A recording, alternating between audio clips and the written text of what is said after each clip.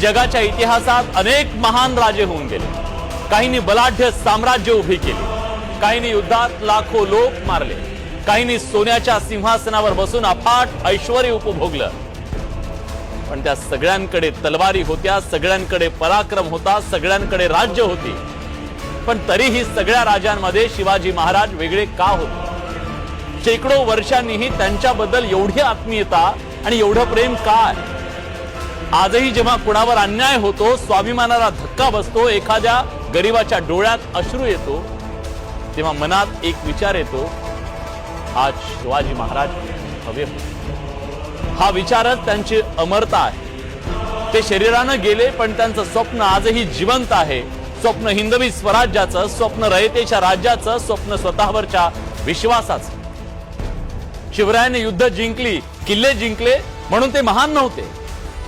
शिवाजी महाराजांची महानता त्यांनी जिंकलेल्या हृदयांमध्ये आहे। ते महान होते कारण त्यांनी लोकांना जिंकलं, त्यांनी लोकांच्या मनात आशा निर्माण केली, त्यांनी लोकांना विश्वास दिला, तुम्ही गुलाम नाही, तुम्ही फक्त प्रजा नाही, स्वराज्याचे अविभाज्य भाग आहात। आणि म्हणून आज 300-400 वर्षाच्या नंतर सुद्धा छत्रपती शिवाजी महाराज म्हटलं की अंगावर काटा येतो, अभिमानाचे, कृतज्ञतेचे आणि प्रेरणेचे भाव येतात। इतर राजे जन्मानं राजे असायचे, त्यांना सिंहासन वारसानं मिळायचं, पण शिवरायांनी सिंहासन स्वतः उभारलं। इतर राजांकडून प्रजेचं शोषण होतं, शिवरायांनी रयतेचं पोषण केलं, संरक्षण केलं। इतर राजे आपल्या सैन्याला पगार देऊन लढवायचे, महाराजांनी मावळ्यांना स्वराज्य देऊन लढायला शिकवलं। मावळे म्हणायचे, हे आमचं राज्य आहे, आम्ही लढतोय ते आमच्यासाठी।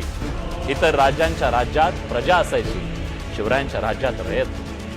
महाराजांनी कधीच म्हटलं नाही की मी तुमच्यासाठी लढतो, ते म्हणायचे हे स्वराज्य आपलं आहे, आपण सगळ्यांनी मिळून ते उभं करू।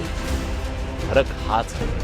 महाराजांची सेना ही गनिमी काव्याची जरूर होती, पण त्यापेक्षा मोठी गोष्ट ती न्यायाची होती। तिथं स्त्रियांचा सन्मान होता, मंदिरांचं रक्षण होतं, मशिदींना अभय होतं। कोणत्याही धर्मापेक्षा त्यांच्यासाठी सगळ्यात मोठा धर्म होता तो म्हणजे राजधर्म।